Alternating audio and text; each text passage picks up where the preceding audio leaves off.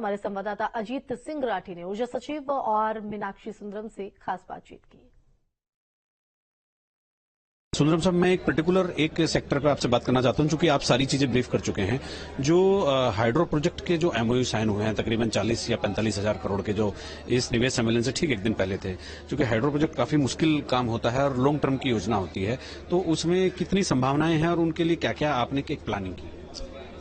देखिए, आपको मालूम है कि भागीरथी वैली और अलकनंदा वैली में हमारी परियोजनाएं रुकी हुई है, तो हमारी अभी फोकस जो है यमुना और टाउन्स पर है, और उसके साथ साथ जो कुमाऊं क्षेत्र की नदियां हैं उसकी परियोजनाओं में हम विशेष रूप से फोकस कर रहे हैं। उसमें भी हम लोग 25 मेगावाट से लेकर के 75 मेगावाट तक की जो छोटी परियोजनाएं हैं उस पर विशेष रूप से फोकस कर रहे हैं। पंप स्टोरेज प्लांट के लिए हमने अलग पॉलिसी बनाया है।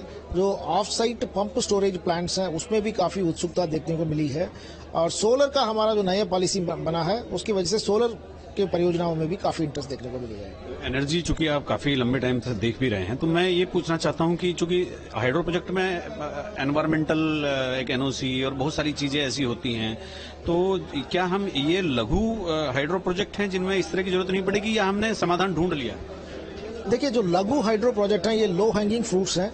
इस पर पिछले कुछ सालों से फोकस कम रहा है और उस पर हम लोग विशेष रूप से फोकस कर रहे हैं, क्योंकि बड़े परियोजनाओं में कुछ न कुछ अड़चन आ जाता है और लघु परियोजनाओं को बहुत इजीली हम लोग एग्जीक्यूट कर सकते हैं। आप पूरे हिमाचल प्रदेश का विकास देखेंगे तो लघु परियोजनाओं के ऊपर ही हिमाचल प्रदेश का विकास हुआ है, तो उसी को हम लोग भी कर रहे हैं। 14 प्रोजेक्ट्स का हम लोग ऑलरेडी बिड्स कॉल कर चुके हैं।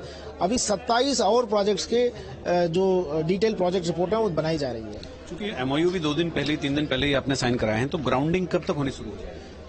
पिछले बार जो एमओयू साइन हुए थे वो 44,000 करोड़ के थे, लेकिन उसमें 21,000 करोड़ की ग्राउंडिंग भी हो रही है, क्योंकि वो परियोजना अलॉटमेंट का विषय था और परियोजना को अलॉटमेंट करते हुए ही उसको ग्राउंड।